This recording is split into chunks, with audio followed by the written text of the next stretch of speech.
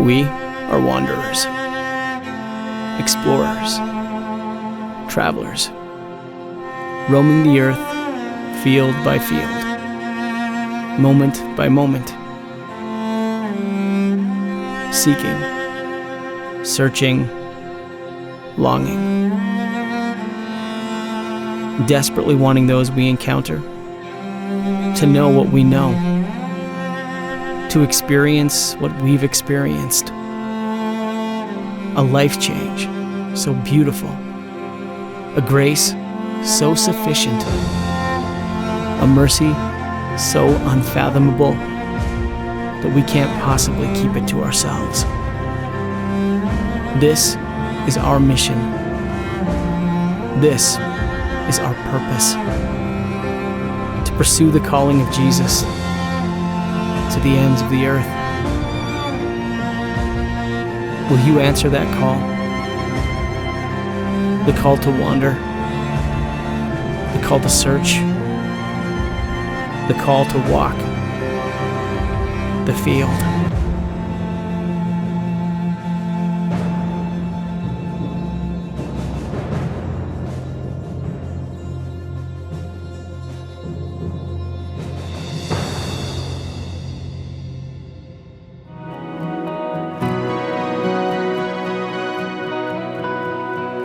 Open the eyes of my heart, Lord. Open the eyes of my heart. I want to see.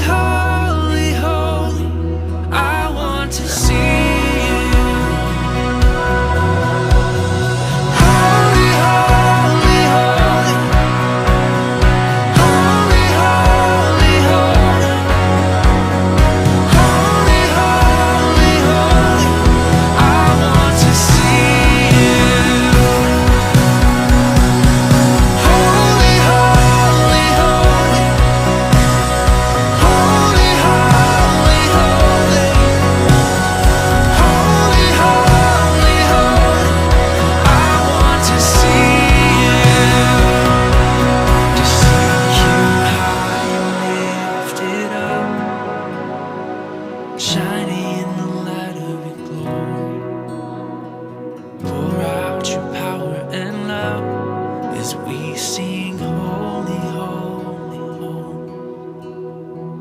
Holy, holy, holy. Holy, holy, holy. Holy, holy, holy. I want to see you. I apologize now because it's probably not going to be real easy to understand. It's very difficult to talk at this point. That's okay. God's going to take care of that. So I had a passion since Tuesday to come here and just share what God has done in my life. I had surgery on Tuesday, and so I'm just going into the 5th day. I've had a lot of pain, and I still have a lot of swelling. But to back up, last year, probably last spring around this time, I had noticed that I had this spot on my lip. I thought it was maybe starting my cold sore, but I never had a cold sore before. And I'm in the dental field, so you know, you kind of pay a little bit more attention to those things. And it would come and go. And my daughter was getting married in June. I was busy taking care of a bridal shower, getting ready for a wedding. My son was coming home from Tennessee. You get excited when the kids come home and they live away now. So you just kind of put it off. Really bad at paying attention to myself. And as most of us moms do, but I'm probably the worst. I'll admit that. And it's to my detriment for sure. So that goes on. Summer comes, you're busy doing those things. August comes around, my mom ends up in the hospital with congestive heart failure, AFib, I'm taking care of her. September rolls around, and I had an appointment at the dermatologist. I canceled it, first mistake. But she had an appointment with the cardiologist, so I took care of her. And to go around November, Thanksgiving, she's back in the hospital, COVID, pneumonia, she's about dying with COVID, putting myself off. So pause there. To back up, back in 2022, anybody that knows me, I'm an animal lover. I have a dog, and I've done a lot of training with her. She was a therapy dog. It took me about 1.5 years to do that with her. And I'd done some scent work with her. Didn't get too involved with that because it's very time consuming and I didn't have that time, but I enjoyed it. She done very well. I really got to read her clues and continued on with life. So here we are, it's the end of November, going into the first week of December. I come up from working in the basement because I still do hair 2 days in my salon, and then I work at the dental office 2 days. I like to wear different hats. I'm kind of crazy that way. But came upstairs. She was excited because Mom comes in the living room. She gets a Zoomy. She's running around. I'm playing with her on the floor, and she comes up to me, and she pushes into my body, and she's sniffing at my lip, and she's giving me cues, and she like is pushing into my lip on that spot, and it freaked me out because I wouldn't pay attention to myself, but I'm paying attention to this dog, and she's giving me all the cues that she is onto something. Never done any kind of work like that, but that got my attention. I got up at that minute and I made an appointment. In the meantime at work, the dentist was telling me, in the spring I had noted, I said, look at this. He goes, let's just keep an eye on it. I think you're just traumatizing it, because I'm a lip chewer. I'm a habitual lip chewer, nervous tick I have. But there in December, after the dog done that, I said to him, hey, he looked at it, gives either call down to Jeff Miller or get into your dermatologist. So I did. Couldn't get in till the end of January. So you put that off. And what I want to say is, I'm nothing special. There's a lot of you in here who've dealt with cancer more than once. So I'm nothing special. Things like this happen all the time.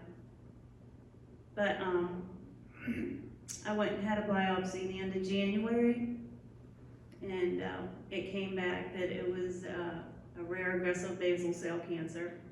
Okay. They're sending me to Pittsburgh to have what's called Mohs procedure. A lot of people do that. It saves a lot of the tissue. Oh, it's going to be one sweep, Rhonda. It'll be easy. Okay, perfect. Let's go. So I couldn't get in here till the 5th of March. And at that point, the Lord started working on me. Because there's a lot of nerves involved. And for those who don't know me, I have a lot of cancer in my family. Lost a sister years ago. So it becomes haunting. And Satan starts working in your mind. And I had to fight. And how do we fight those things? You fight that with His Word. And you better have that hidden in your heart. And you better have verses memorized, because you don't know what's coming. Thank God we don't know what's coming. So I want to give you a couple of fighting verses, because they played in my mind over and over. Before I do that, I'm going to tell you, I stand here and I've lost my lower lip from here to here, and I'm cut clear down to here. And I don't care. I don't care. I'm not vain. And I'll be fine, and it's going to look fine, because I know I've been touched by the hand of God. I don't think, I know. So, first verse, if you just want to look it up with me, and I want to, there's Bibles in front of you. I want to hear this, the sound of pages turning, because there's power in that. And you need to be bringing your Bible to church. That's your sword. Or your phone. A lot of people have it on their phone. It's Proverbs 3:5. Trust in the Lord with all your heart, and lean not on your own understanding. And always, all your ways, acknowledge Him, and He will make your path straight. Always. We don't know what those always are going to be. It's going to stop there. So leading up to this surgery day, I'm fighting a battle. Everything was annoying. I'm working at the dental office. I'm usually really good with patients. That's one thing. They come first. But every patient, 2 weeks up to that, just annoyed me. And just to let you know, Steve, Sheila, you guys know this. It's so funny. Now I'm trying to smile, but I can't. Your spit is not toxic. It's okay, people. If you have to swallow your spit at the dental office, it's okay. It's not toxic to you. And just crazy things, you know. The dog annoyed me. Poor Dana, he took a beating. I'm like, I don't want to cook tonight.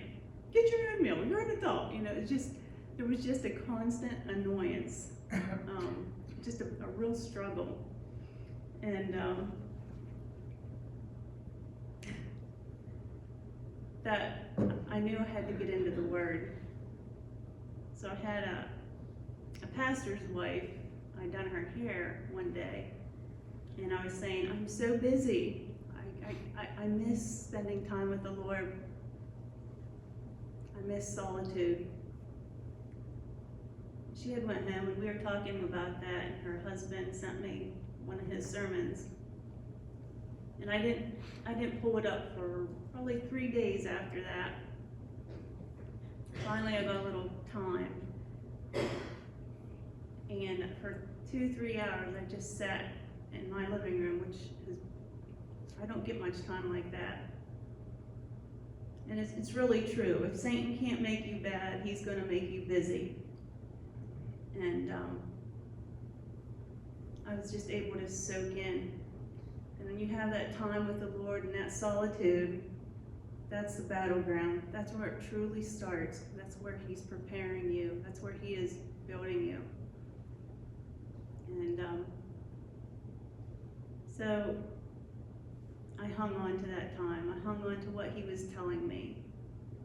And if anybody knows me, first of all, I don't like getting up here and talking, but also I'm more of a private person. Not that I have anything to hide.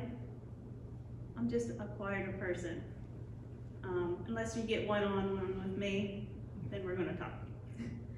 But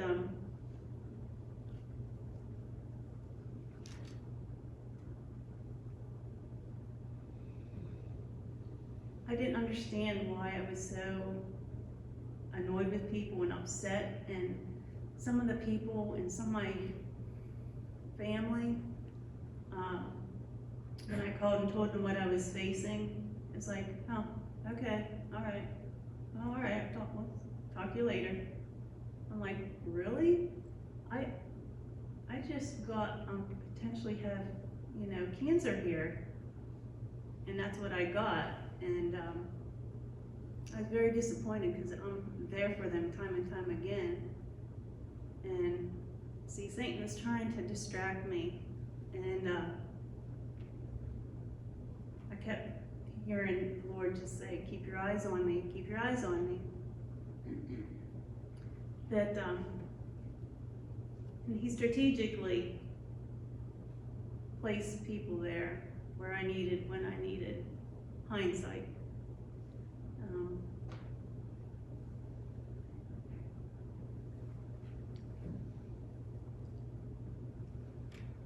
In fact, last February, I had went with some of the youth, the young guns, and Pastor Anthony down to Asbury to the revival that was going on down there. And that was life-changing. And I felt presence of the Lord there, and it was really strong, like I'd never felt before, and that got me through.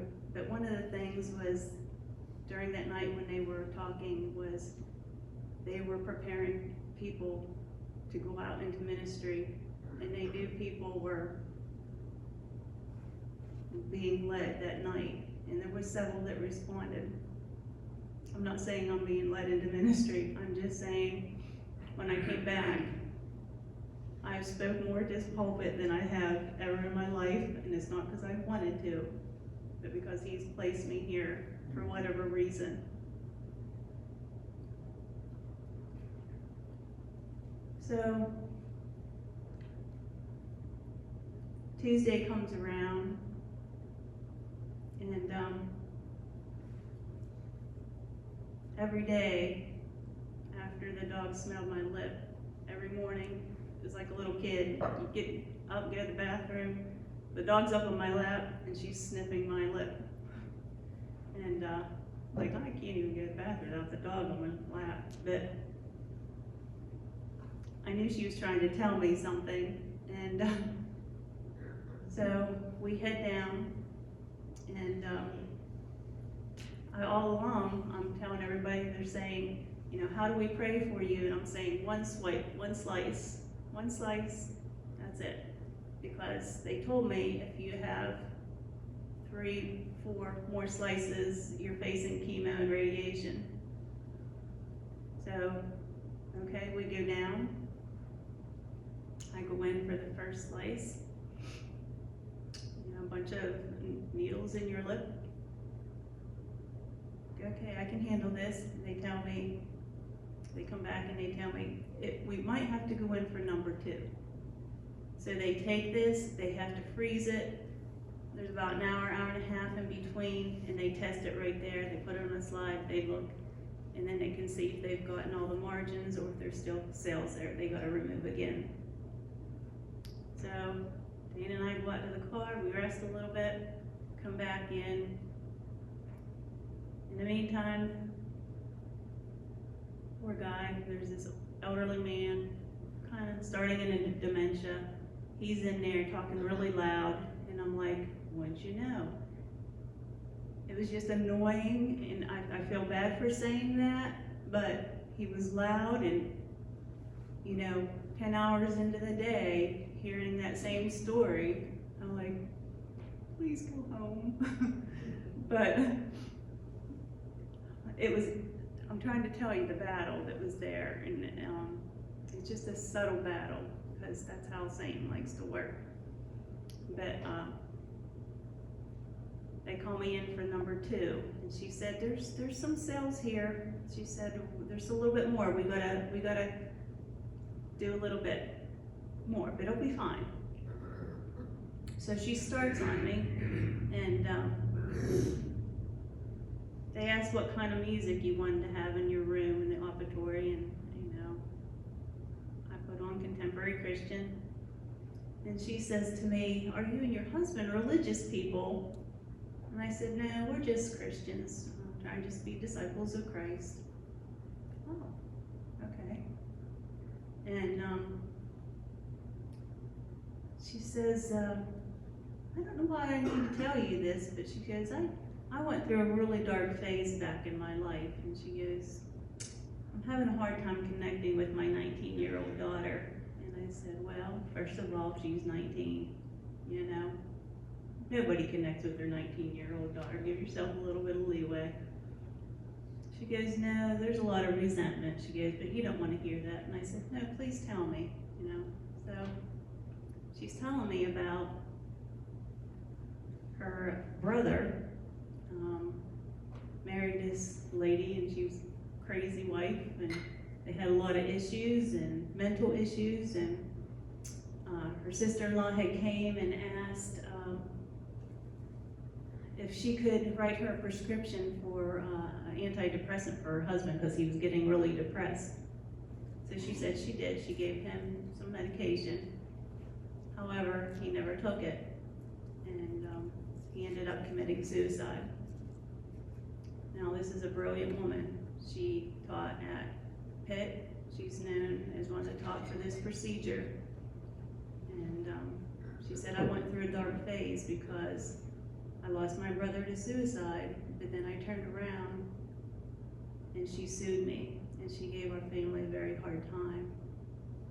And there was about 5 years of darkness and fighting attorneys and financial battles and trying to work on people. And I'm not going to go into much more of that because that was kind of a sacred moment, and that's something between her and I. I truly feel we're going to be very good friends when this is done. And she said that family is to be a good Christian family. That's the example of Christian that I've had. And I said, oh honey, not all Christians are like that. That's not how it is. I said, were they religious or were they Christian?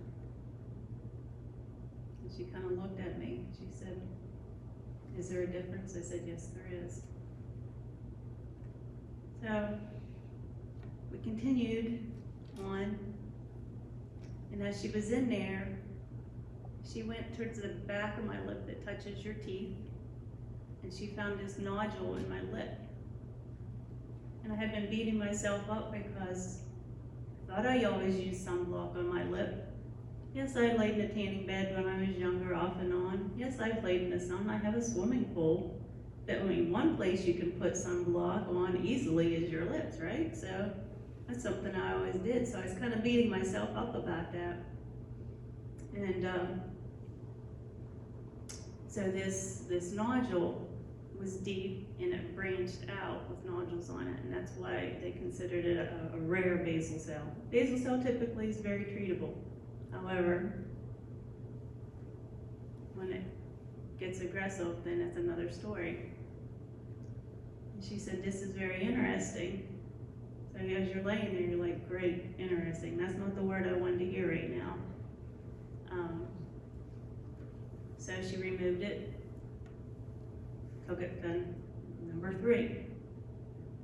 At that point, I started to get concerned because I'm like, at number 3, they told me chemo and radiation.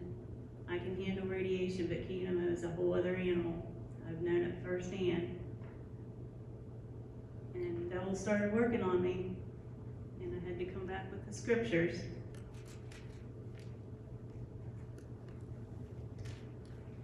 So the second one, Isaiah 41:10. So do not fear, for I am with you. Do not be dismayed, for I am your God. I will strengthen you and help you. I will uphold you with my righteous right hand. Do not fear.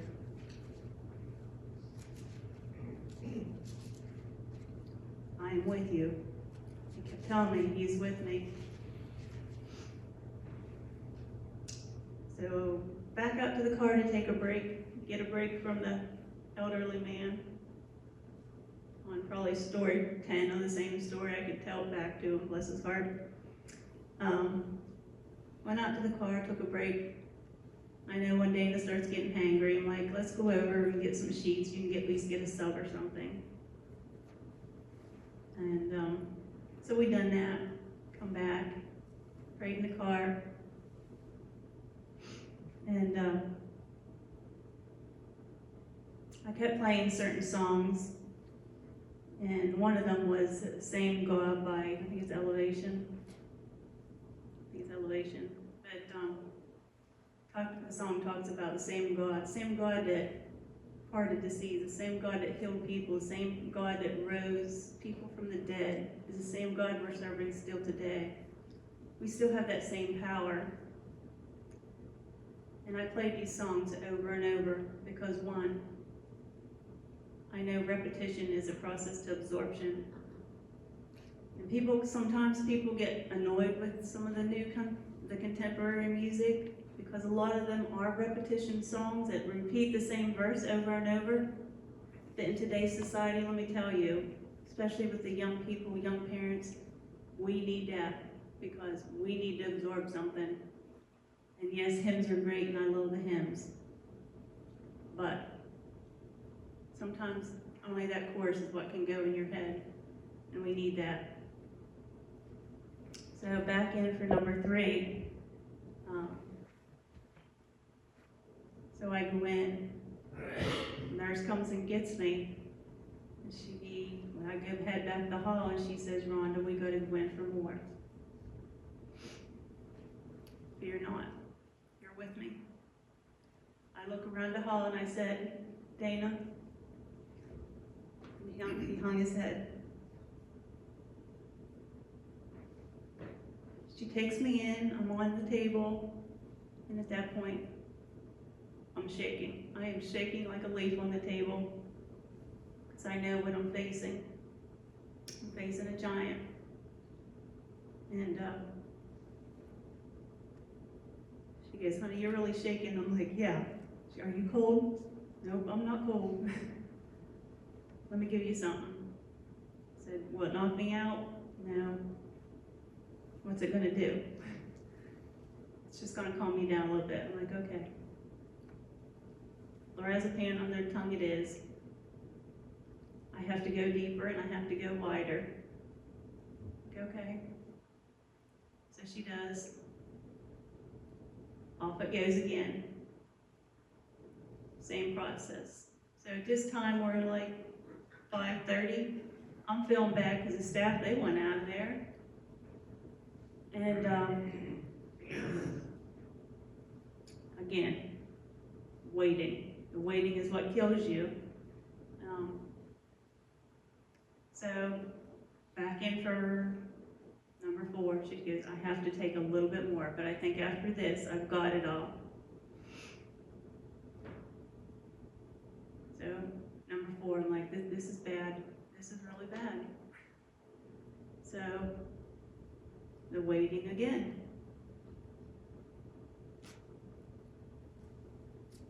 Like, I don't know if I can do this.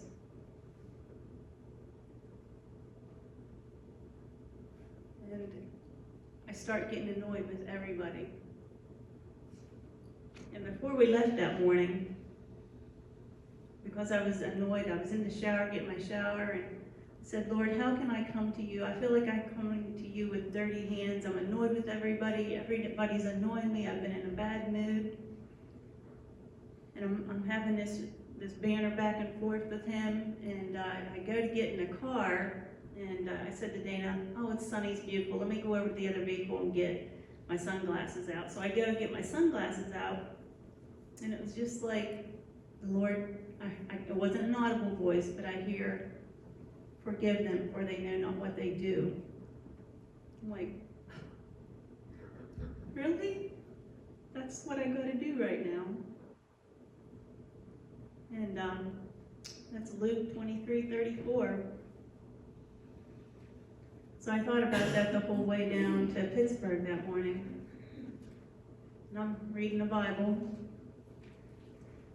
And Dana and I are talking, and I'm like, do we really grasp what happened on the cross? Do we really grasp the suffering that Jesus done for us? You know, there he was whipped and beaten to death. And he's on the cross, and some of his last breaths was looking over at the people that just abused him severely. And he says, forgive them, for they know what they do.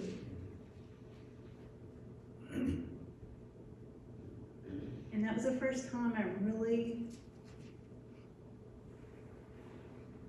grabbed a hold of that. I'm like, we are so undeserving. We are truly so undeserving. So here I am now facing number 4. And she comes in, she goes, Rhonda, she goes, number 4. So she takes the 4th leg. That went a little faster. Then she come back in. And she goes, I got it all. She goes, I got it all. She goes, all the margins are clean. It's good. I'm not gonna lie, I took a little bit extra to make sure. And she didn't tell me at that point what my further treatment was gonna be. So I said, okay, so what now what? She goes, we have to do reconstruction. We're gonna have to do a lot of it. I said, okay, so when does that happen? She said, right now. I'm like, what? Right now. I'm like, but it's late. She goes, it's happening right now.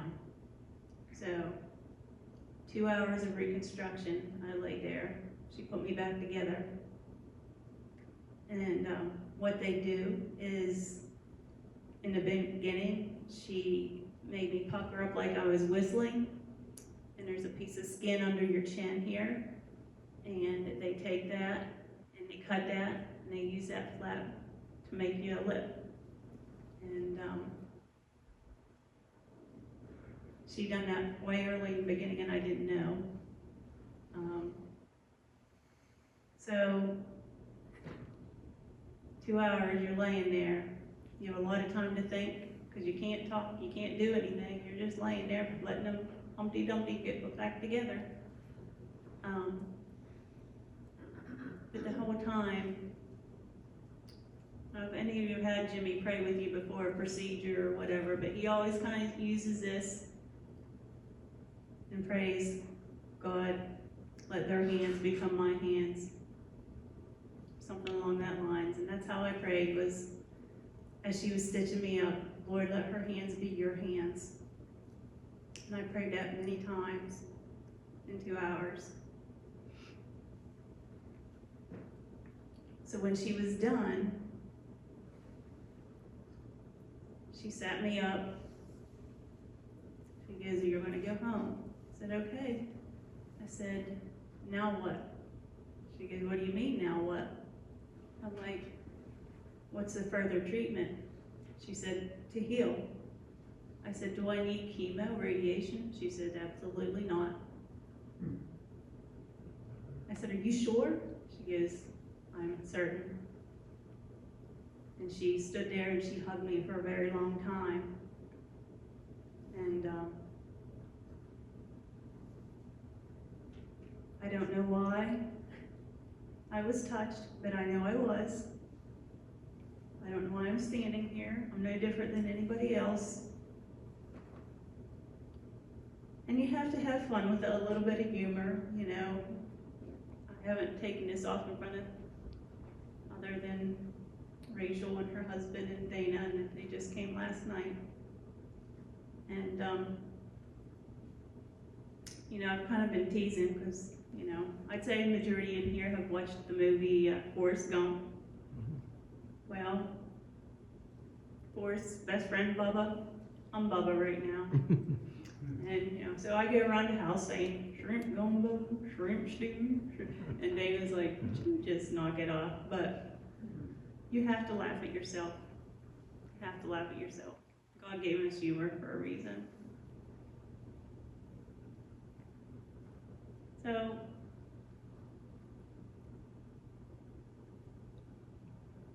I'm not really sure what else I'm to share other than that I know I've been touched. I know many of you have prayed for me, sent beautiful cards, food. I've been overwhelmed. But I know those prayers were heard. Don't take prayer lightly. I go back on Tuesday for the stitches to be removed. 40 stitches is going to be a lot to be removed, and it's going to hurt. I know it's going to hurt. But the good thing, I do also know that oral tissue heals well and quickly. And that was another thing, because years ago, Dr. Richards, who was up in Brookville, I would temp for him as an assistant once in a while, so I kind of knew some things that I was facing, and that makes it even harder when you know just a little bit. And I've seen some things, and I knew how devastating it can be. And so Satan used that as well. But I just encourage you to memorize verses, to have your armor. We're living in a time where Satan's keeping us so busy. Find that time to get that solitude with the Lord. You know, because you never know when you're going to be the next one, or your child, or a family member. And we're here to support one another, lift people up in prayer. Be that light, be that vessel. And I just thank you for coming out and listening to this slurred speech girl here today. I feel like I'm more of an old lady nowadays, but it's an honor to stand here. And I thank you, Pastor Jim, for sharing the pulpit.